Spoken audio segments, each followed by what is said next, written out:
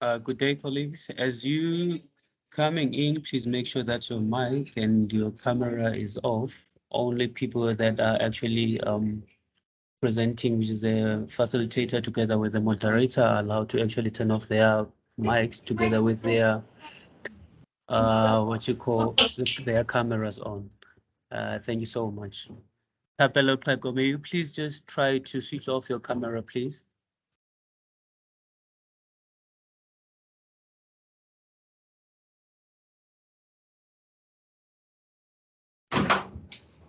Is it on?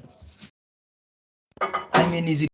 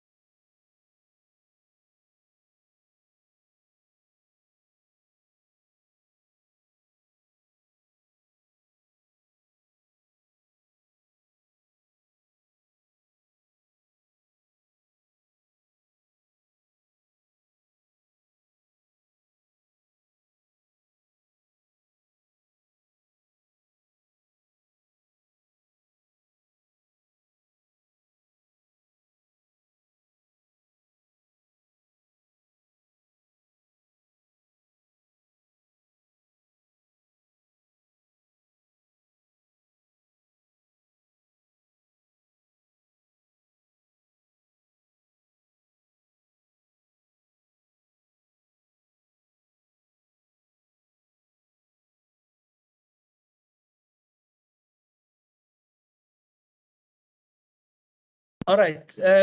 So the numbers are picking up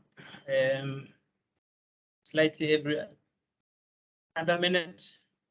I think we can go ahead and start officially right now. So, colleagues and ladies and gentlemen, good people, representatives of government institutions, the civil society organizations, as well as the private sector, if you are present. We want to welcome you to this seminar entitled White Paper on Marriages in South Africa. So my name is Kaifas Maumane. I am in the Transformation and Gender Directorate in the Department of Home Affairs. And of course, as you can see, the topic on the screen this afternoon, we will be looking at the white paper on marriages in South Africa. So before I call the facilitator this afternoon, maybe I should give you this brief background so that we are able to connect the dots with today's presentation.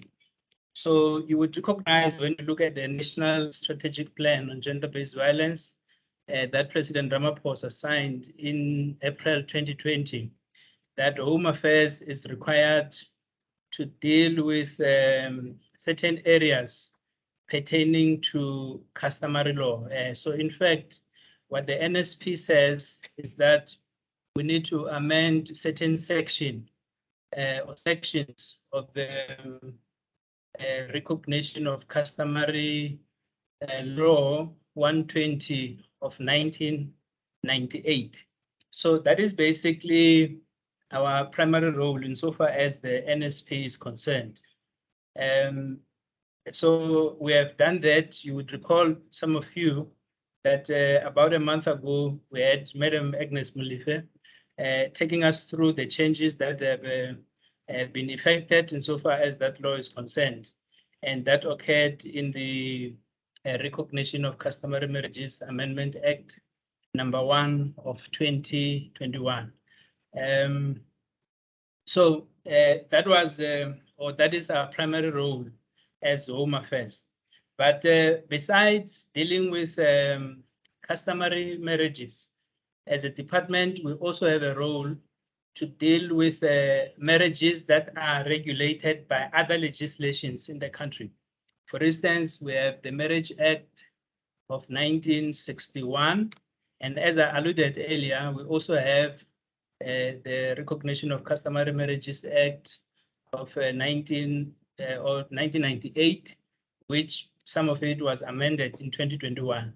And we also have the Civil Union Act of 2006.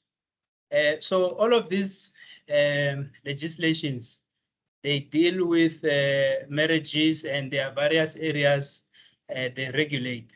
But you see, the very fact that we even have different marriage legislations in the country, it shows that our marriage laws govern different areas. And it also shows that there are possible lacunas or gaps in which this current legislation may not cover. If, for instance, you take the recent Constitutional Court judgment, I think it's a decision between Women's Legal Trust versus President of South Africa, where Home Affairs is a party. You would then recognize that the current laws that we have in South Africa do not cover all the areas of marriages that we ought to cover. And of course, that matter pertained to the fact that certain Muslim marriages, or Muslim marriages, as it were, are not covered by current marriage laws in the country. So those are some of the gaps that, even though we have the 3 marriage legislations, there are still gaps in the marriage laws in South Africa.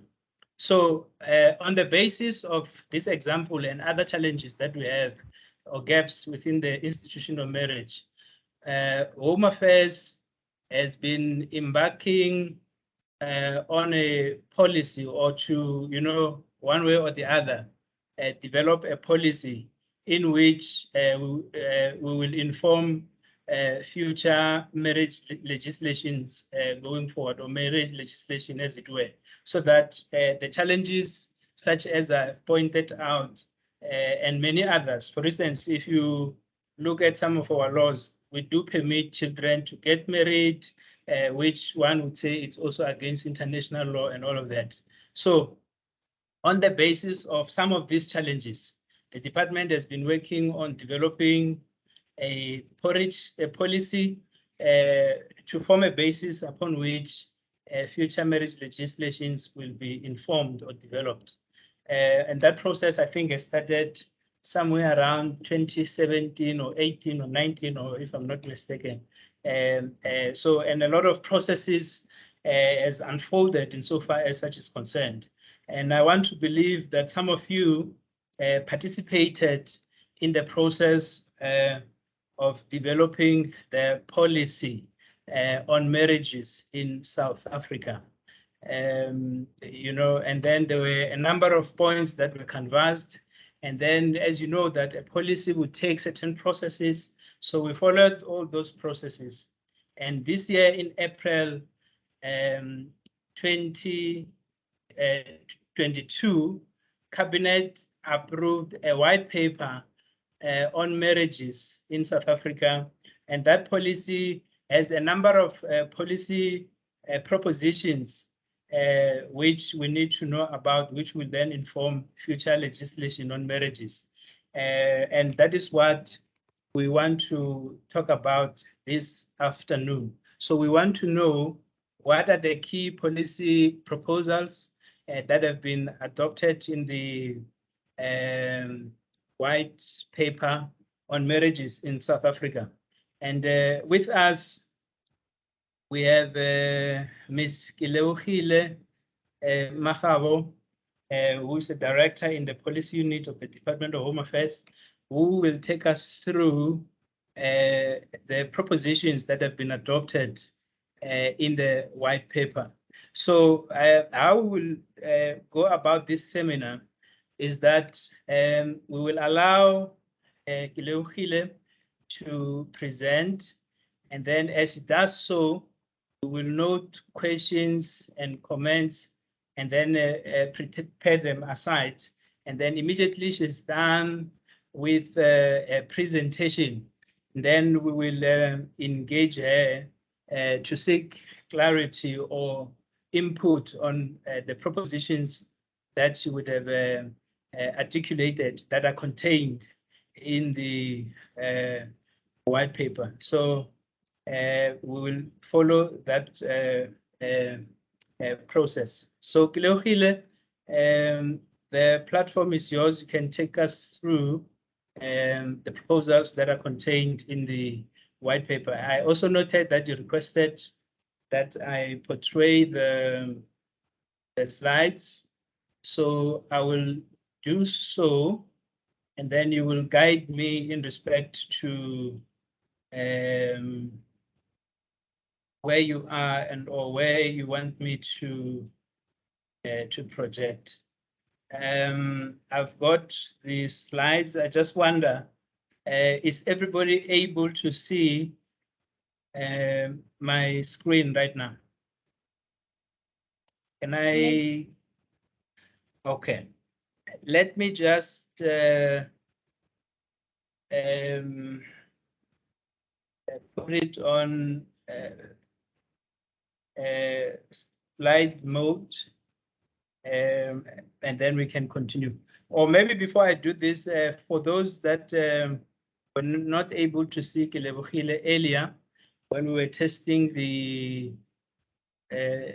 Teams, perhaps Kileogile, before I begin to put on the slides, just greet everybody, and then I can project the slides from my side. I'm not sure if you are able to do so while I've projected the slides. If you are able to do so, you can project your face briefly so that colleagues and members who joined a little later are able to see the person who's presenting. Kileogile, are you able to project your face? Good afternoon. I think I could do something like that. Good afternoon, colleagues. My name is Kileogile Magabo.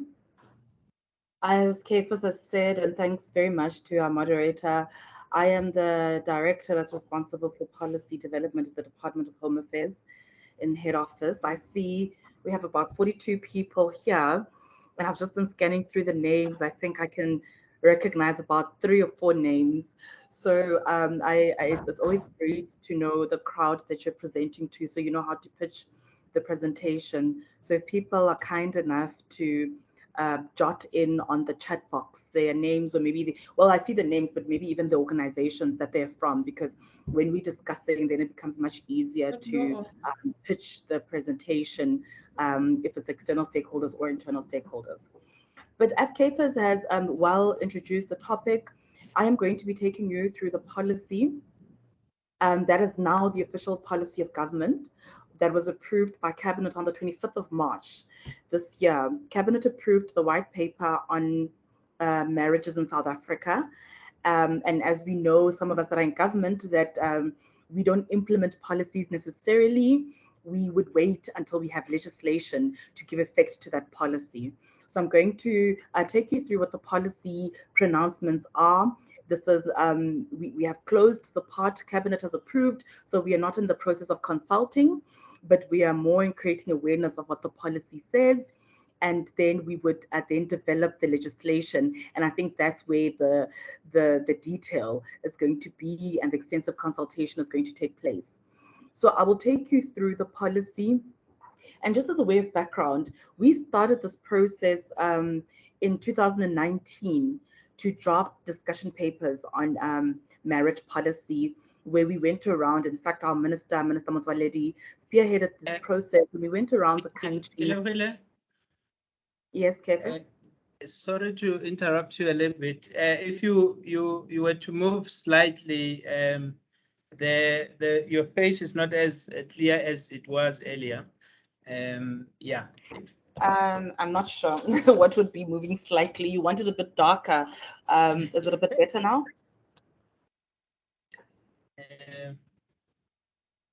Okay, it's a bit faint, but I suppose that the people that have joined, yeah, it's better now. You can continue. Thank you. Thank you. Thank you. I was just indicating that in 2019, Minister Motsoaledi started the process of developing discussion papers and really going around the country to consult critical stakeholders on what they imagine the marriage policy would be. We had discussion papers, very colorful discussions, very interesting inputs, and then we developed the green paper. The green paper in government is a document that has policy options. So it's not outrightly saying what the policy statement is, but it gives different policy options. That green paper we consulted with extensively. In fact, we concluded our consultations last year. It was virtual because of COVID, and then later on, when the restrictions were lowered, we went out to different parts of the country to consult people.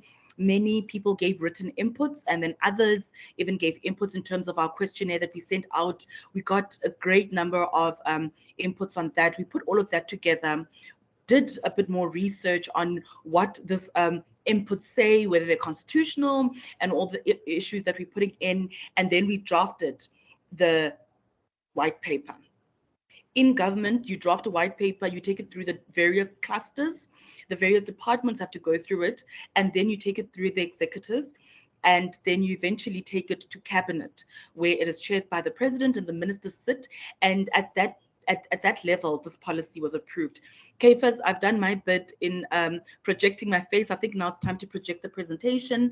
I'm going to be taking you through the 10 areas of the policy that has been approved by cabinet.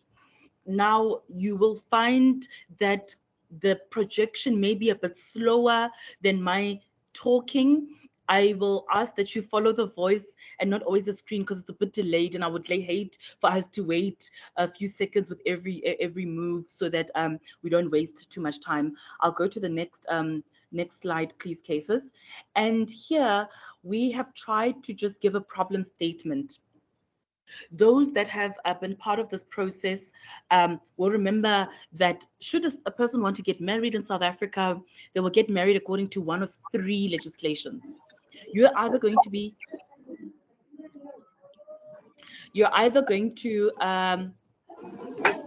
Hannah, I think you may want to mute your thing. Thank you very much. So we have three legislations. The first one is the very archaic and very old 1961 Marriage Act, developed during the apartheid era, which does not recognize our different traditional practices, and it doesn't even recognize same-sex marriages. This is an old legislation that people still get married under. That is the 1961 Marriage Act. We found it to be wanting in many areas, and one of it was that it failed to recognize other religious marriages, such as Muslim marriages. It also fails to recognize the practice of polygamy, as well as marrying more than one person, and same-sex couples. Then we tried to be progressive in 1998, and we enacted the Recognition of Customary Marriages Act in 1998. What does this act say? It says that if you're a Black, Indigenous South African male, that is, if you are somebody who looks like Kefas, you're Black and you're South African and you're male, you may marry more than one partner. What does that exclude? Why did we find that this was not significant? It excludes people who are not Black South Africans or Black Indigenous, if we want to use those kind of categories. So people of Indian descent, other Asian descent, people who are white in South Africa cannot get married polygamously. So we realize that that limits, and we do know that Muslim marriages can be polygamous. So even this legislation did not allow Muslim persons to get married in a polygamous marriage. We realize that it's limiting, and it just speaks to Black Indigenous South Africans. So if you are a white male, you're also unable to take on a second wife if it so pleases you. So we realize that there are limitations with this legislation. We then went to the Civil Union Act. This one, we realized that this one was meant to enable same-sex couples to get married. But even as same-sex couples get married, there was a limitation with transgender couples in South Africa. I will speak to that issue later on about what the issue, how we limited the rights of transgender couples, and how we have tried to rectify that issue. There have also been historical legislations with the very oppressive system of apartheid. There was a system of the Bantu stands, and in that system, there would be different laws for different Bantu stands. And some of those laws prohibited Black women from owning any form of property. Even as they marry, they would be automatically married out of community property and but be denied any rights to access property. We have found that some of those marriages were entered into under that act are still in place. And you'd find that women, when they want to get divorced or the spouse passes away, that they are actually regarded as not having any rights. And this policy tries to also rectify some of those historic issues and some of those challenges. Needless to say, because of these limitations of these legislations, there have been a lot of litigation against the department, litigation on Muslim marriages, where the court has found the department wanting. There's been litigation on issues of transgender couples. The Department of Home Affairs has been found wanting. All of these issues have been put together, and we have tried to put this policy that has been adopted in March. I'm going to go to the next slide, and in that, I'm going to start going through the 10 thematic areas on the marriage policy. The first one is on monogamous marriages. So, as I've indicated, this principle, we want to have and ensure that monogamous marriages are regulated in accordance with the Constitution, and that there is no exclusion, there's no discrimination based on race, based on religion, culture, gender, sex, and nationality. What does this mean, and what does the policy say? The policy makes a pronouncement that all monogamous marriages must cater for both heterosexual, so opposite sex, and same-sex couple, and that the marriage contract or certificate should be gender neutral. So we shouldn't be discriminating against same-sex couples. And in addition, we want to recognize, most importantly, Muslim marriages, in monogamous Muslim marriages, most importantly, and all religious marriages that may not be Christian and are not catered for in our legislation. The second one, still on the slide, is on polygamous marriages. Similarly, we want polygamous marriages to be regulated according to the Constitution, and we don't want this discrimination that it's only Black men who may enter into polygamous marriages. If you're a white man, and if you're an Indian man, you're of Asian descent, and you want to enter into polygamous marriages, this policy makes a change that you may do so. In addition, and continuing from the previous one, it allows people of Muslim belief systems to also have their marriages recognized. I'm going to go to the next slide, which is on the third intervention. And this one is recognition of principal wives and royal families. This one, it took me, when the issue was raised by traditional leaders, it took us a great deal of research to really get to the crux of what the issue was, but I think we did with the team. And what this says is that there are instances in rural areas in Limpopo, in the Eastern Cape and KZN, where a chief marries 1, 2, 3 women, all good and well, the law allows them to do so. But one of those women that he marries is married for the main purpose of giving birth to a future king or a future queen. And in some instances, you find that the family of the chief marries that woman on behalf of the chief. Or you find that the community, that woman is married by the community. to give birth to the future king. Some instances you find that these women are not recognized officially as wives and therefore denied the rights and the rights that wives would be given in these instances. And members of the traditional families have said that we want all wives to be recognized. We heard that, and it is really in line with our constitution, and therefore we want all wives, whether in royal families or not, to be recognized as equal. There was a bit of a request from the chiefs and the kings that we consulted to say, do we really need to get the consent of the first wife to take on a second, a third, or a fourth wife? There was a lobby to have royal families chiefs not get consent from their wives to take on subsequent wives. We researched that, and we do know that according to the constitution and to the law of this country, it would be inconsistent with that. And therefore, even in royal families, there is a request that the first wife, or the wives give that legal consent for subsequent wives to be taken on in the marriage. Solemnization and registration of marriages. Here, it does also involve traditional leaders, but it also involves the LGBTI community. When Minister went around the country to just get an understanding of how we can change our marriage policy, traditional leaders spoke up and said, in fact, we as chiefs in our different villages and our areas, when people get married, we have a very important role that we play. However, Home Affairs doesn't recognize that. And then the LGBTI community made a similar plea, but with different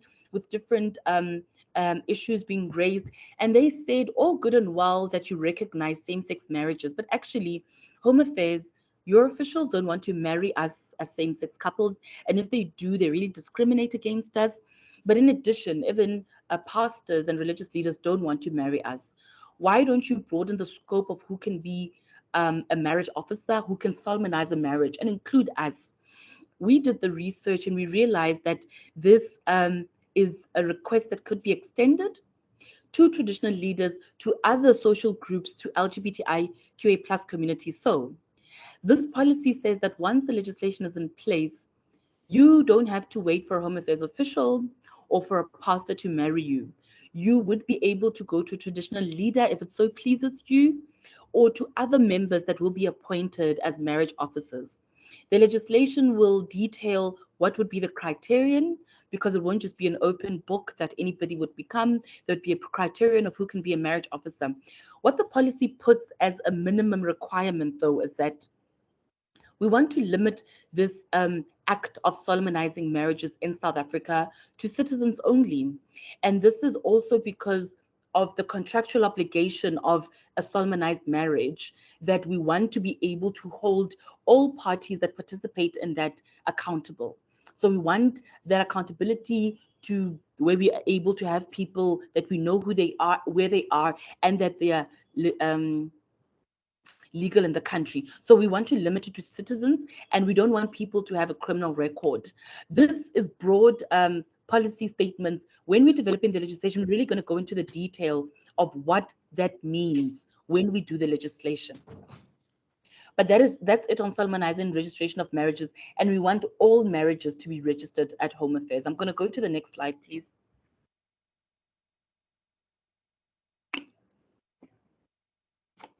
This slide, the fifth policy intervention speaks to issues of consent to marriage. What was the issue here? So it does happen that when some people get married, one person can be present. I will give an example about in Muslim marriages where the nikah ceremony has been celebrated. It is not consistent with their belief that men and women would be in the same place together.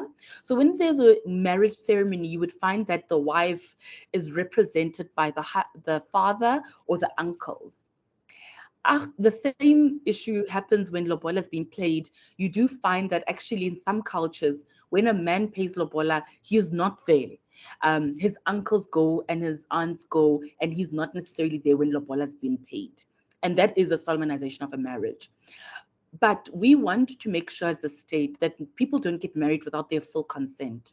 So as a principle, we've said that the full consent of both parties that are getting married should be sought, and they should enter that marriage with the free and intending consent of both spouses.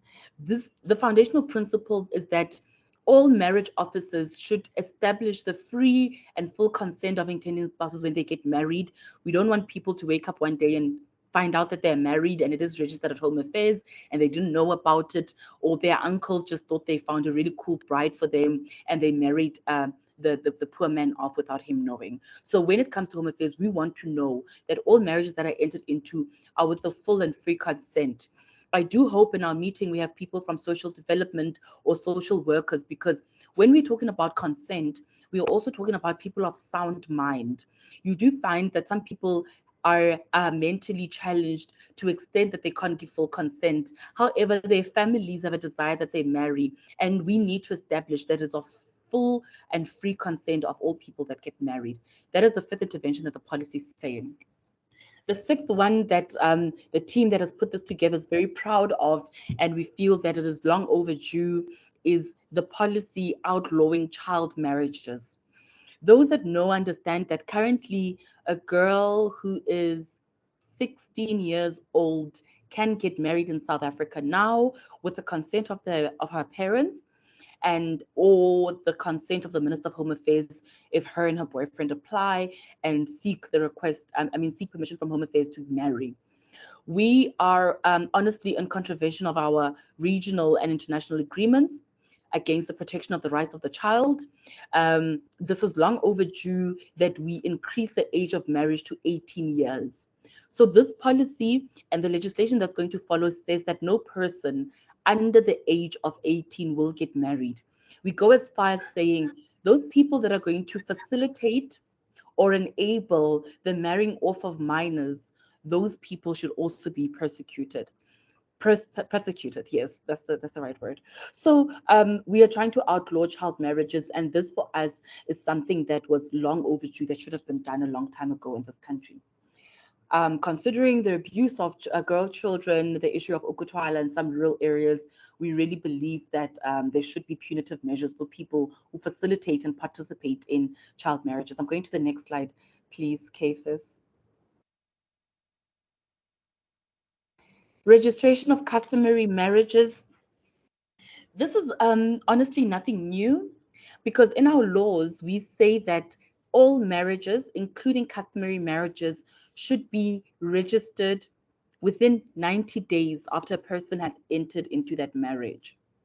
So this is just reiterating that and really creating awareness among persons that enter into customary marriages that you do not need to pay lobola next week and then wait until you have the hundreds of thousands, 3 years' time to enter into a white wedding for you to register your marriage. And that, in fact, you should register your marriage. Even if it's a customary marriage, you will be able to get a marriage certificate from Home Affairs. Some people don't know that, to protect your marriage and the rights that you have, because if it is not registered, we do not know about it. And should one of the spouses pass away, or should you need to divorce, it becomes protected, it becomes emotionally draining to first prove that you were married in the first instance. So we encourage all persons that enter into customary marriages to register their marriages. On the issue of the LGBTI community, especially transgender couples, there's a provision 8 on the policy where we are saying that we have heard the court judgment that is against us. We are not appealing that judgment. We are in fact enforcing it. What did that court judgment say? So previously, Home Affairs would require a person who's transitioned their gender. I will make an example. I am female. I recognize as female, and I'm married, but I may in future want to recognize as male. Go through a gender affirming surgery or medical procedures and have my ID number and my status reconfigured for me to be male. Home Affairs previously said, "All good and well, Kilebogile, you and your husband need to divorce because you're married under the 1961 Act. You need to divorce and then get married under the Civil Union Act." Of course, transgender persons took us to court, and rightfully so. And the court found in their favor to say Home Affairs is discriminating against them. We have changed our systems to allow transgender persons to transition and still stay married if they both want to remain in that marriage. So this is policy area 8 has been implemented already and on our systems, and we didn't need to make any significant changes in law because the limitations was really largely with our systems. So that is the 8th one. I've got 10. I've got 2 more to go, and then I'll let you know about the way forward. I'll go to the next slide. Clearly, my numbering is quite crazy, but let's read that as number 9 on the marriage regime. So currently, we have 3. When a person gets married, they can enter into, we can stay on that previous slide. It's okay. I just think I mixed the slides up. It's okay. A person can enter into one of 3 regimes. So either you get married in community of property, all is mine, all my good savings and all my great debt becomes my husband's, or it is out of community of property with accrual. So we only start that bringing together after we get married, or it is without accrual and we're saying you keep your debt and your and all your money, and I will keep mine. Those are the 3 regimes. If you get married customarily, let's say lobola's paid for you or you pay lobola, but you did not seek the services of notarizing attorney, I think that's the word, you would get married automatically in community of property. If I am so in love with Cephas and I really want to rush to Home Affairs on Friday to marry him and we haven't had a contract signed, our marriage will be automatically in community of property. Nobody's going to tell us and ask us what that means. They're just going to let us get married in community of property. We have learned also that some Muslim marriages get married automatically out of community of property. So what we have said is that we don't want any automatic. Let it be that people who get married firstly get the right counsel from marriage officers so that they know that there are these 3 regimes. And we want to negotiate with Justice and Agriculture, which is the one that deals with the deeds office, on how do we make the marriage contract accessible. If you want to get married and you want a contract, you could pay something from 7 to about 15,000 Rand just to get a notarized contract. It is expensive. It is not accessible. As government, we may consider looking at how to ensure that people have access to the option of getting married in or out of community of property and have access to a contract for those people that may not be able to afford an attorney.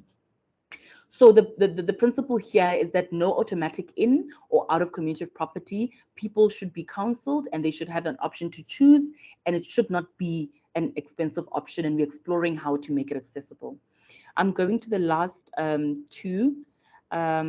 And the next one, thank you very much, Cephas, is unfortunate marriages and marriages of convenience.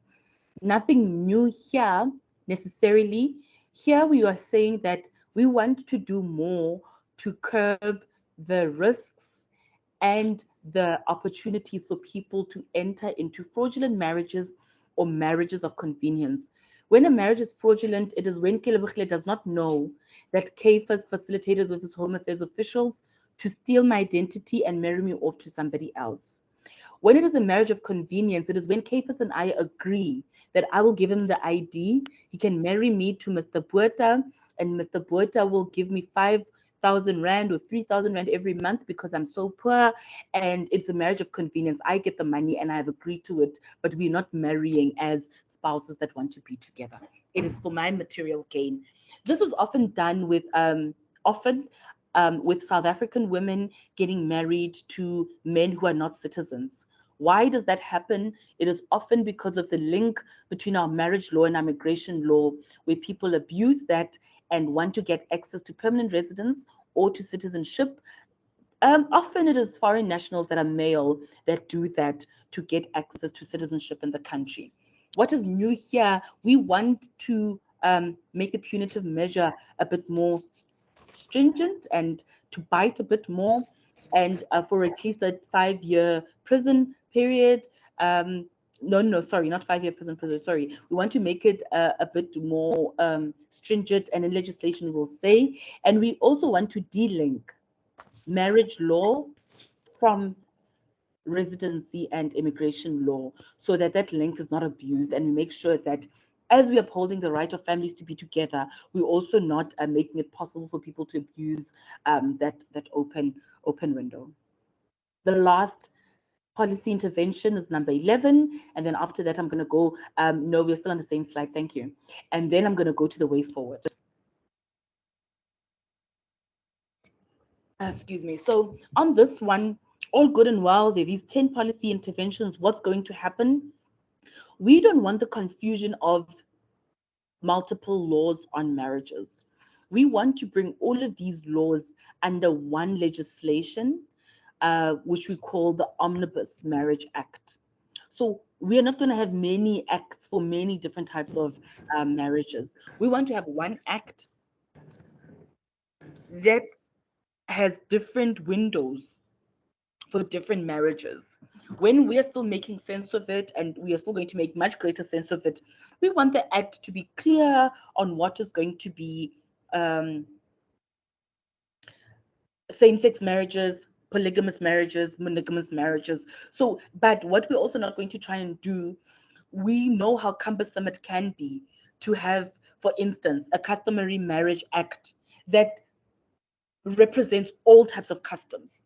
We don't want to get into the ambit of how people do customs and how people do their customary marriages. That is fluid, it's ever changing, it's complex. Similarly, with religious marriages, we don't want to codify how religious marriages should take place with Muslim persons, Hindu persons, Christians, and so forth.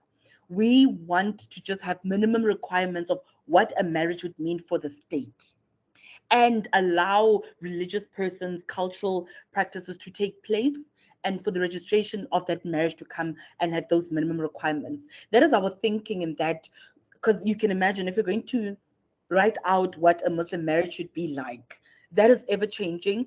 I don't even think all Muslim persons agree on what that should be. So we don't want to get muddled up between what the state does and what the church or what society or what culture does. So we just want that omnibus to have a minimum requirement of what a marriage would be and speak to all these different types. Different types, I mean polygamous, monogamous, same-sex, heterosexual, marriages that involve foreign nationals, marriages that just involve citizens. And of course, we're not going to have marriages that involve children. I have gone through the areas. It seems there were 11 and not 10, as I said, but I'm going to go to the next slide, Kafas, and I'll let this audience just get a sense of what we are doing now and what we're going to be doing for the next few years. So now what we're doing is we're communicating this policy, this platform, and thank you to the team that has helped put this together. This platform is one of the many platforms we'll be going on to communicate and create awareness on what is the approved policy of government when it comes to the new marriage new marriage policy.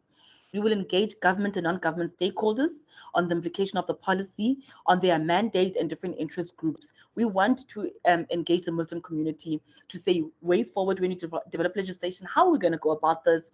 What are the issues? Because engagement on the legislation has not really started, but on the policy, we can continue to engage and let people know what this is, and they could help us in thinking through what should be in legislation.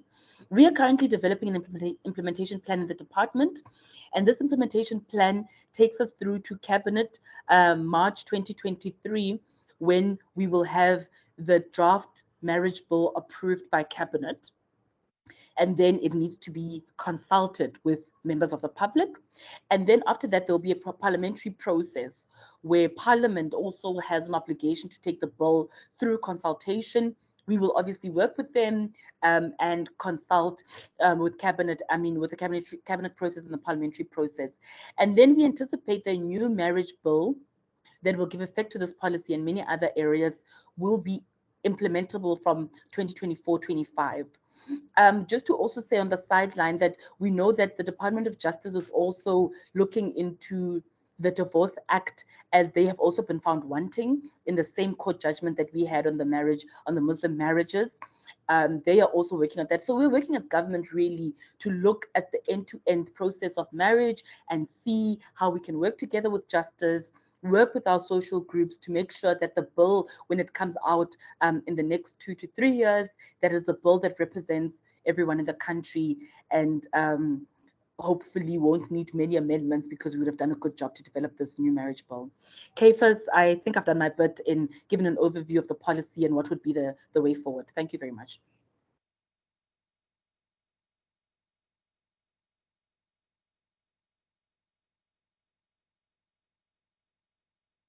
Are you still muting or clearing your voice, Kafus, that side?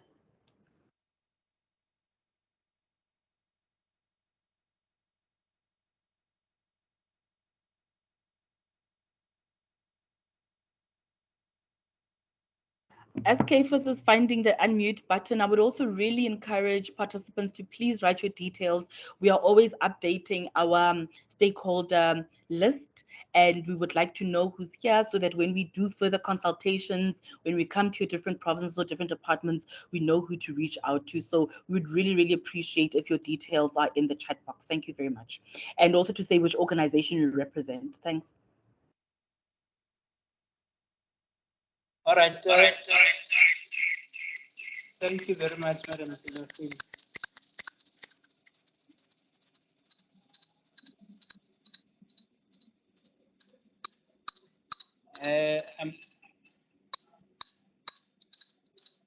Technology is exposing my skills now. I connected with a laptop and then now it's disappointing me. Let me just connect from my phone and then take comments and questions. I've noted one hand of Francesca already. And then if there are other people who would like to ask questions on the 11 policy propositions that have been adopted in the white paper, you are free to do so. In the meantime, I'll also be navigating through the chat box and establish if there are other colleagues who perhaps may not be able to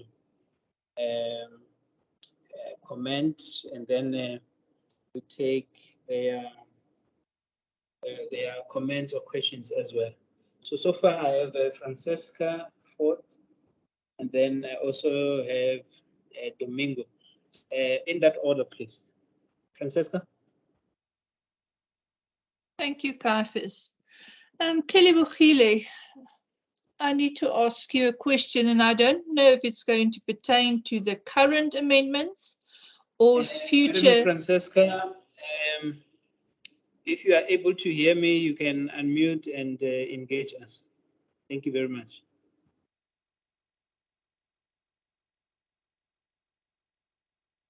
Me. Kafus, can you hear me?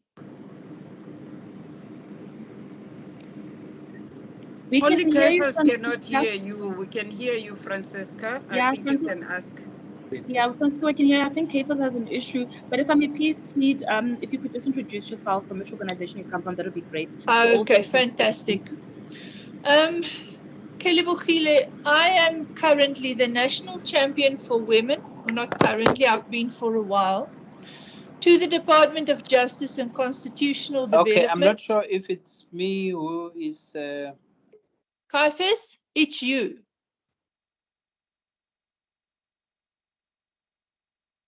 I'm going to start again.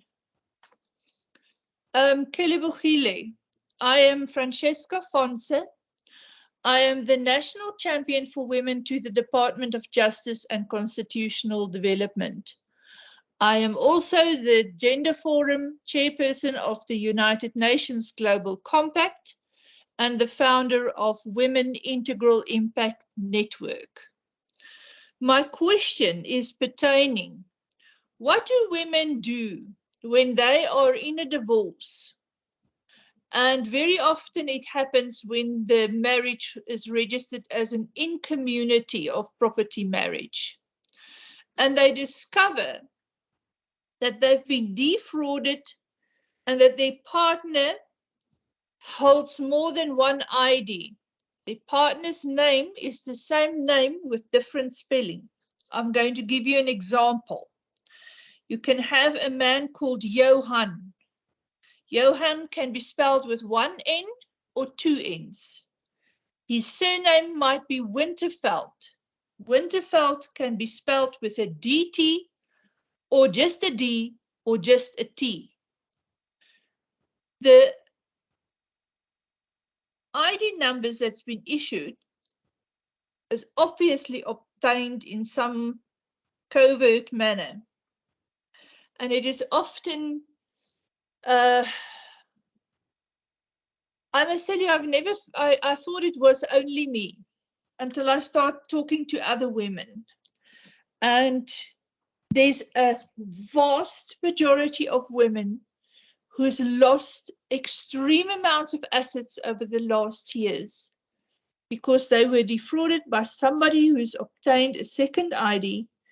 Yes, their identity is similar, but the ID number is slightly different. The spelling of the name is slightly different. And yes, they hold the same position. And I have found the Department of Home Affairs didn't do something about it, and neither did SAPS. So I want to know, where is this matter where the correctness of and the absolute correctness of identity is addressed? Is it in this current amendments, or will it be in the future marriage law amendments? Thank you.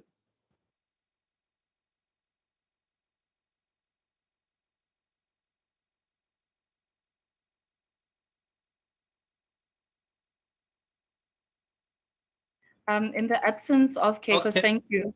Okay, if Kefas, are you back?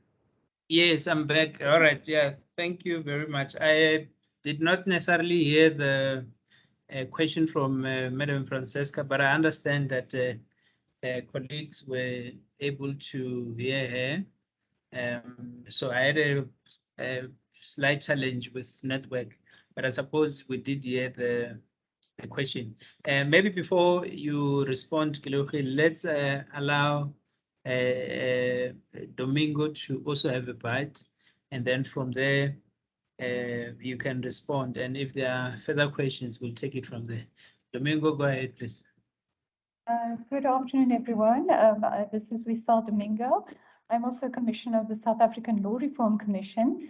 I just want to remind the Department of Home Affairs and everyone else that the Commission has been tasked by the Minister to look at the single marriage statute. We, to date, have drafted a protected relationships bill. We're busy with the socio-economic impact of that. And so everything that was really spoken about in terms of the registration of all marriages, we've already drafted legislation around that. So I do want to put that on the table as well.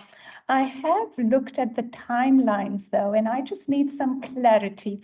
When we are speaking about a draft new marriage bill for implementation in 2024, exactly what are we talking about?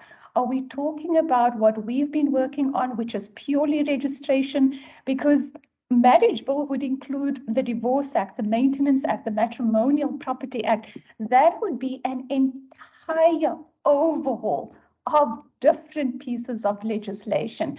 So I just need clarity on what exactly are we putting into the marriage bill. Thank you.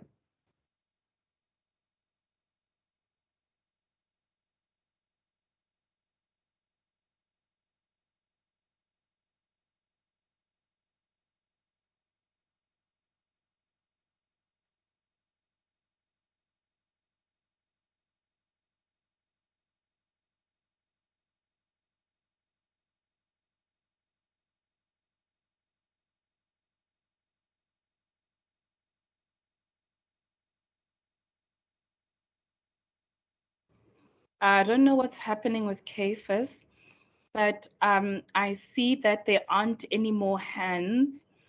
And maybe when I respond to the first two comments, we will have more hands coming up. I suspect he may have an issue with his gadget. But so I'll take both facilitator and moderator. Francisca, thank you for your question. Yours is a simple issue. I see, I've noted you, Pia, and then we will take you. You'll be the first in the next round. And we will see more hands. Thank you. So yours is a simple question of identity fraud. And identity fraud is reported to the Department of Home Affairs, where a case is made with SAPS and we investigate it in that way.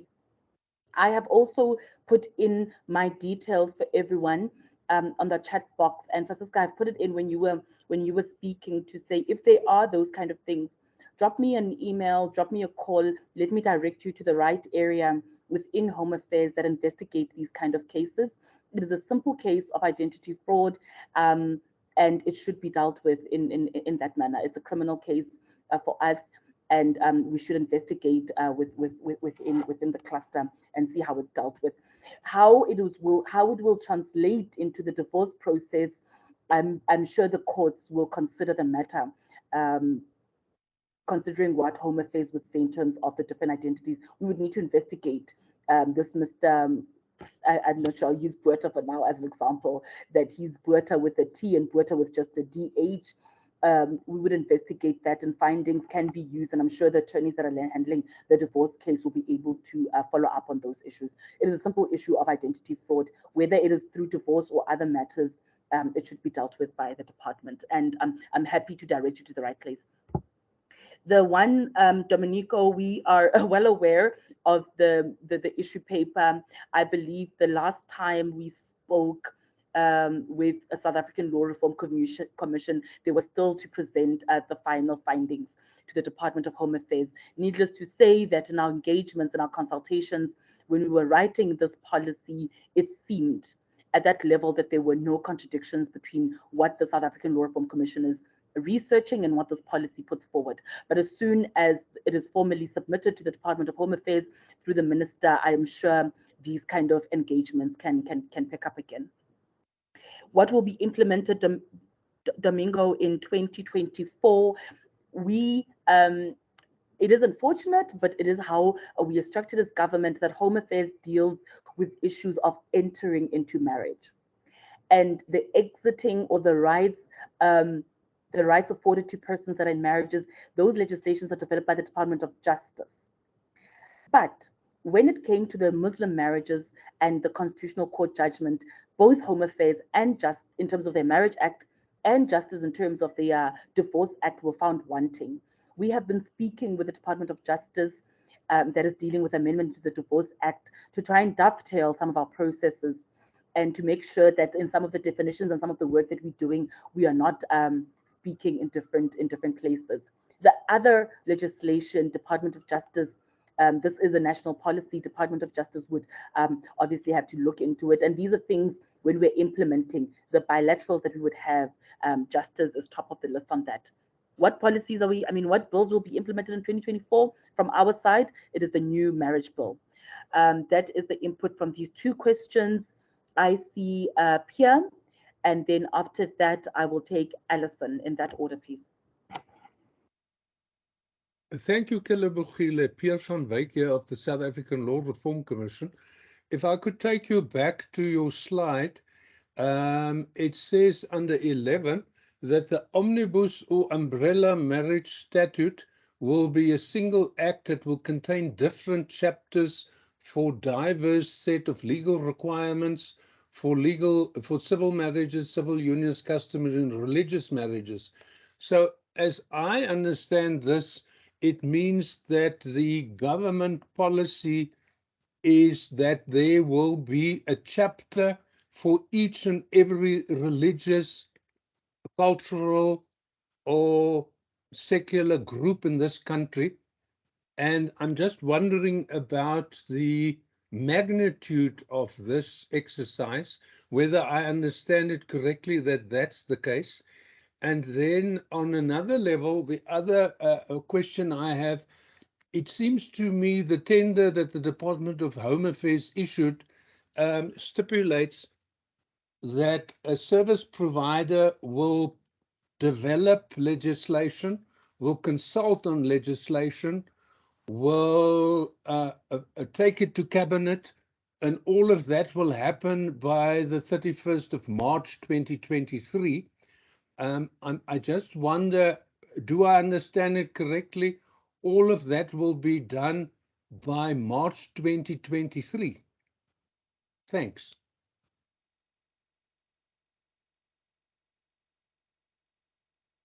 Thanks, Berta. And I see Francesca has a follow-up. You'll be the third to speak. Alison, Berta. Thanks, Kilebogile, and thank you for the platform and a very interesting and informative presentation. I just wanted to address one of the issues that you raised, which is that the Department of Home Affairs and the Department of Justice are currently in talks. And I'm the official at the Department of Justice in the Directorate of Legislative Development, who has been tasked, obviously together with my principals, with redrafting or amending the Divorce Act in line with and to give effect to the Women's Legal Centre Trust case, which Kilebogile discussed.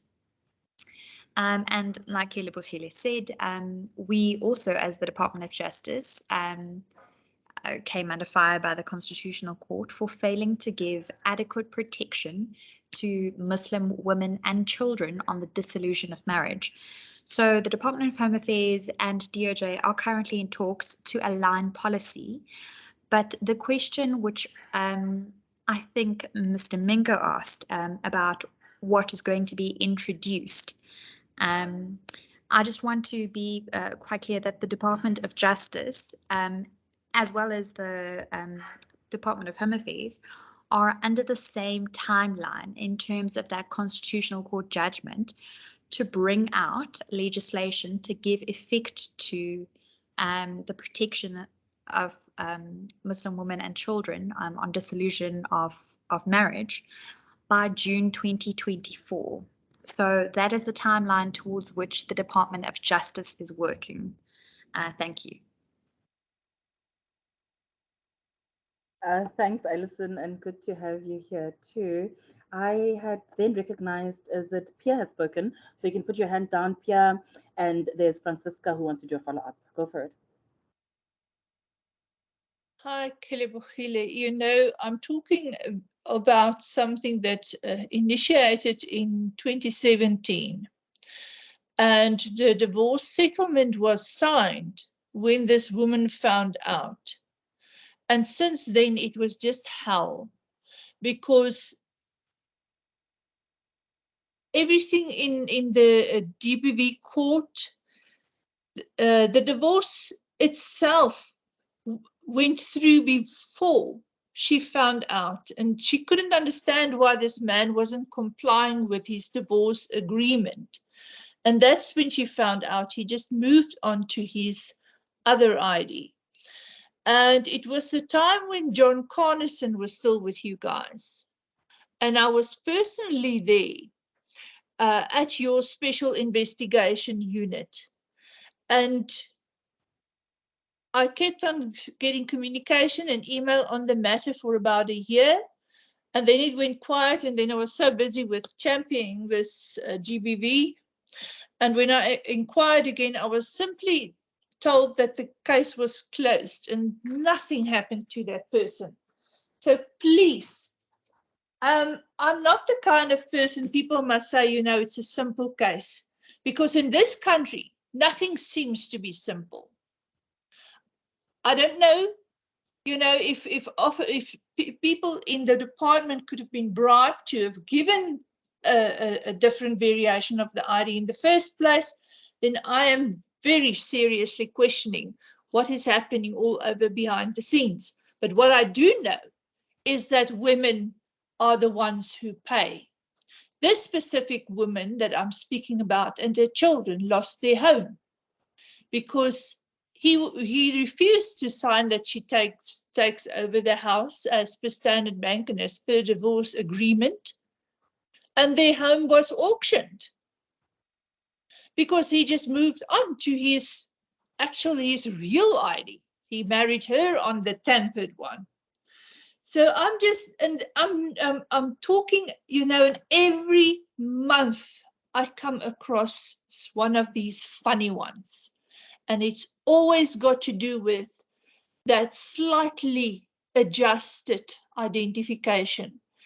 And one of our members in my organization, she's an advocate, and she went through the same one because the family law said when she wanted to go the legal way, he did not change his total identity. In other words, he's still if I use my example, Johan Winterveld, he's still a doctor, he's still a that.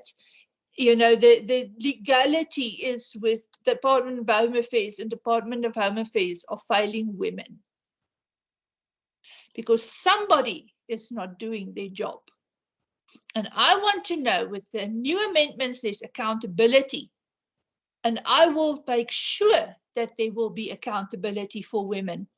Because let me tell you something, women has lost for far too long in this country. And that has got to stop. Thank you. All right.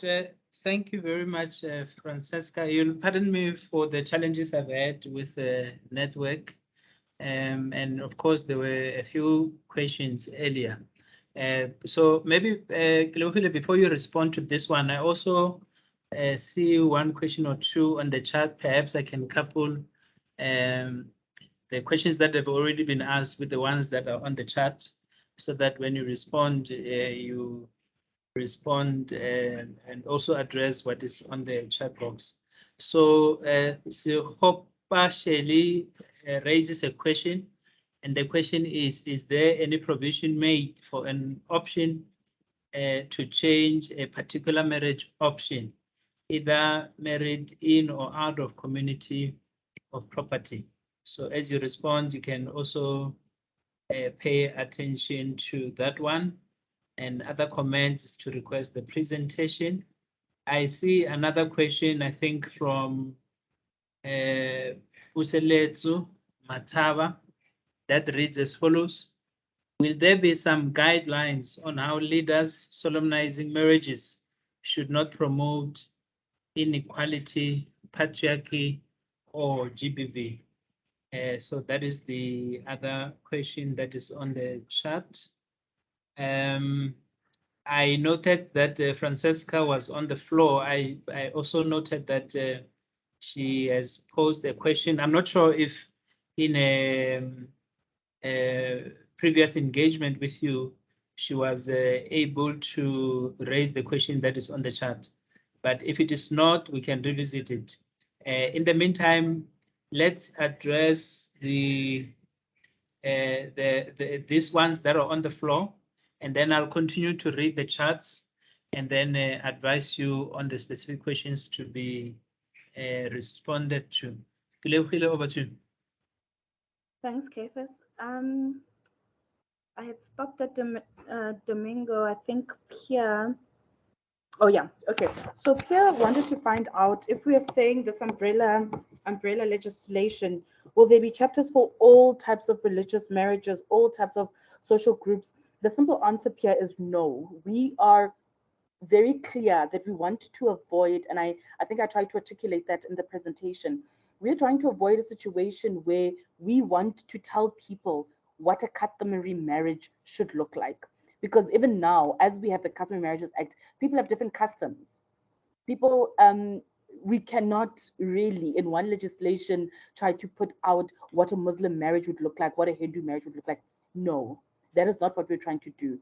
In this, when we're saying we want it to be representative of everybody, meaning that it mustn't outlaw, as we currently have, polygamous marriages among Muslim persons. So that's what we mean when we say it must represent all religious groups. So we wanted to have Minimum requirements.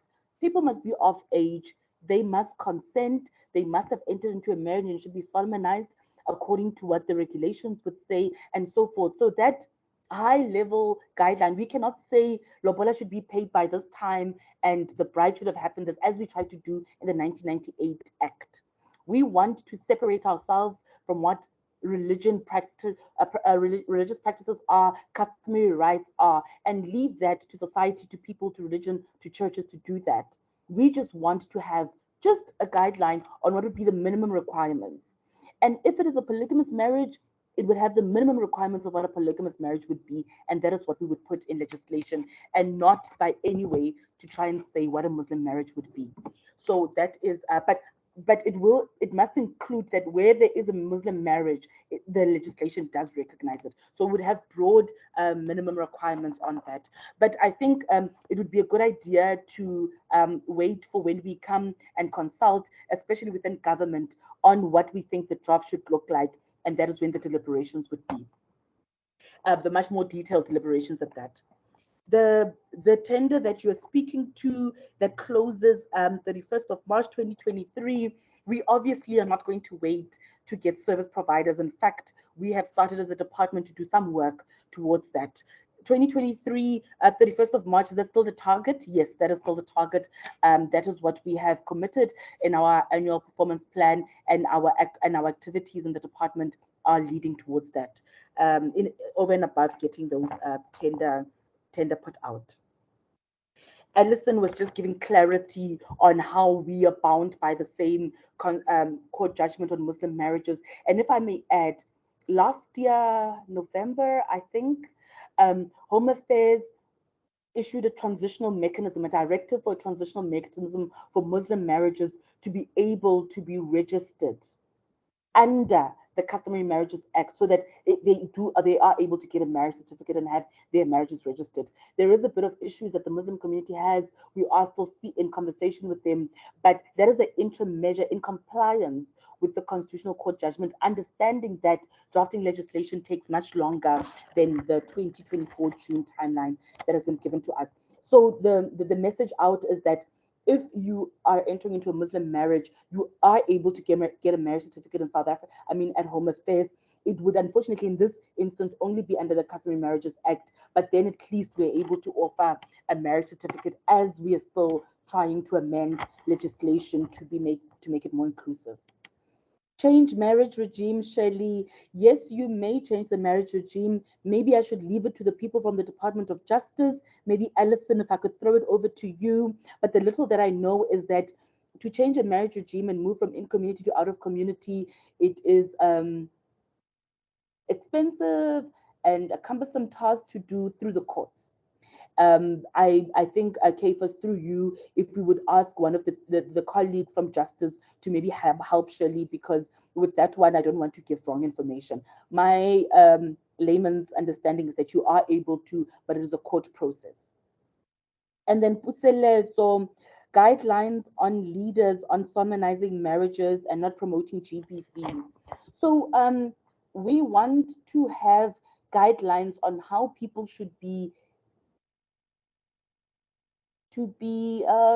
made aware, that's the word, made aware of the different marriage regimes, so that women don't enter into these marriages unwittingly, not knowing what they're entering into.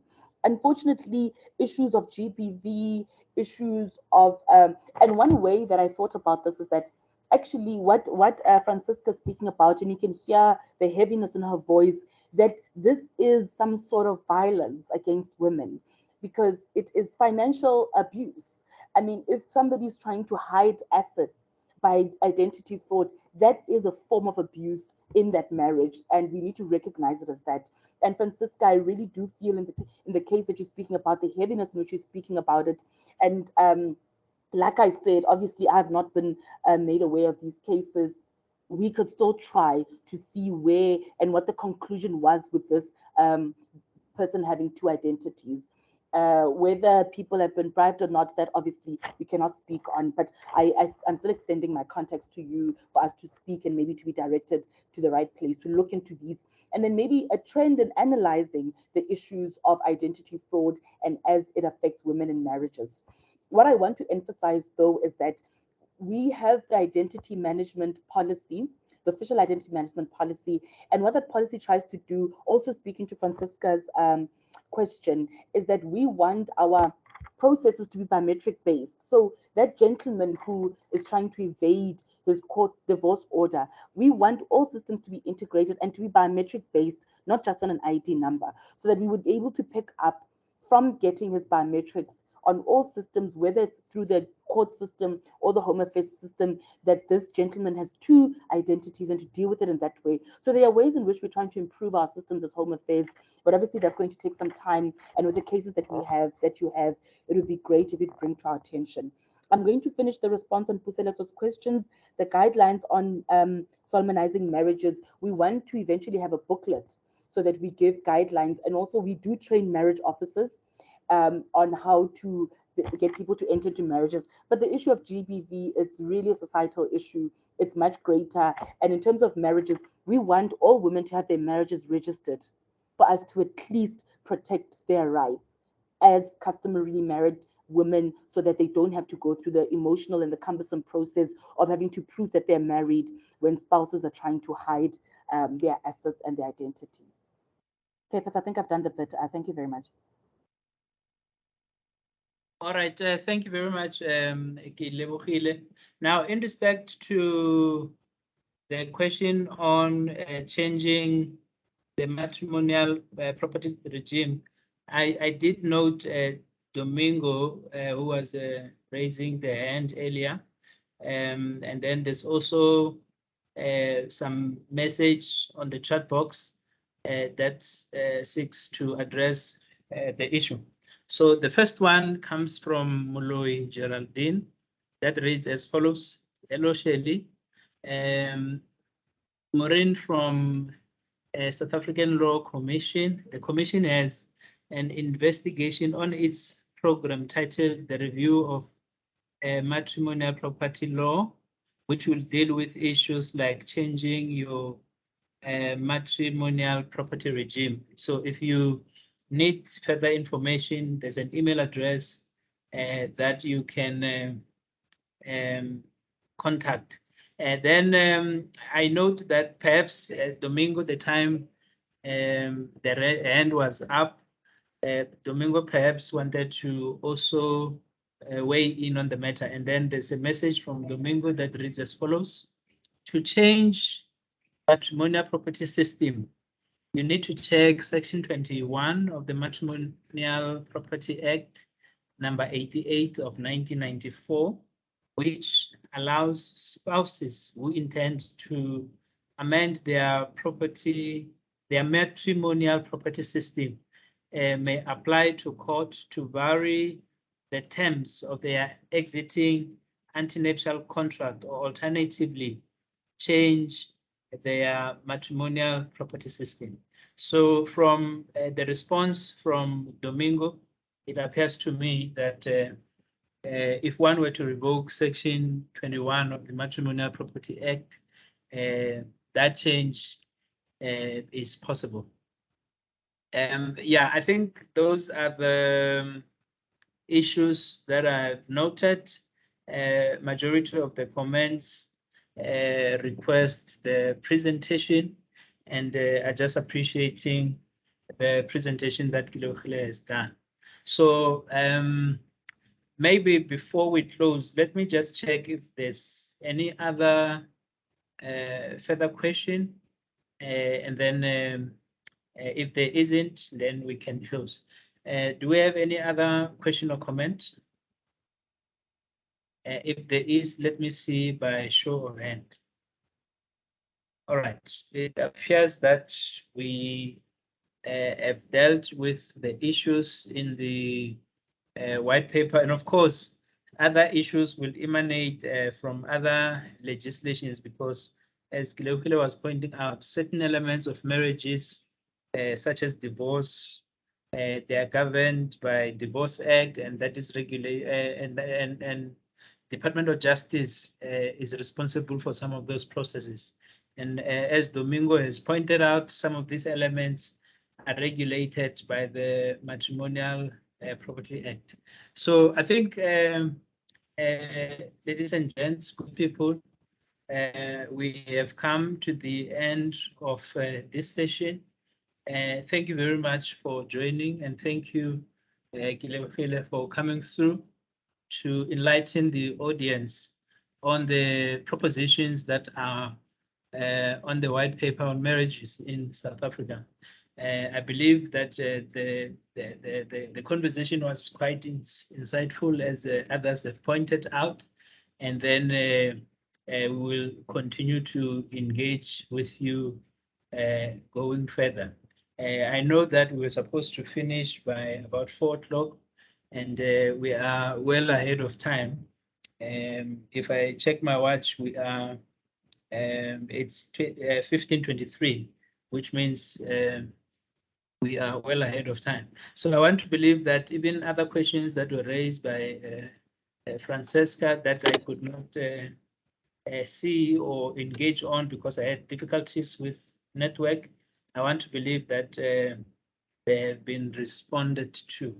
So good people, thank you very much for joining. We have come to an end of this session. So what we will do, I have a copy of the presentation from Gilebogile. Then I will forward it to Luando, our secretariat, and then Luando will distribute it to all persons who have provided him with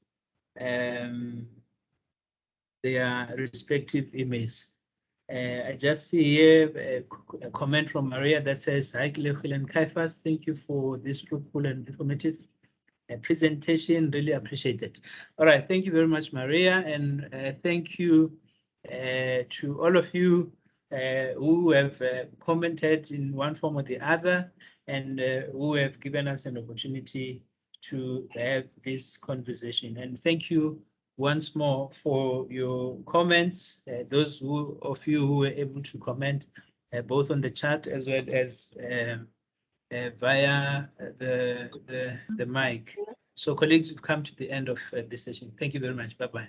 And then maybe just an announcement. There's going to be another webinar tomorrow that will look at the 3 GBV Amendment Act. So those of you who are able to join, please do join so that we keep ourselves abreast with what is happening in various institutions, whether it's Home Affairs, whether it's Justice, because we would recognize that Pillar 3 has a number of institutions. So whatever that's taking place in those institutions, let's keep ourselves abreast so that we are able to emancipate our people going forward. Thank you very much. We've come to the end of the session. Bye-bye. Before you close, Mr. Caiphas, just a quick correction.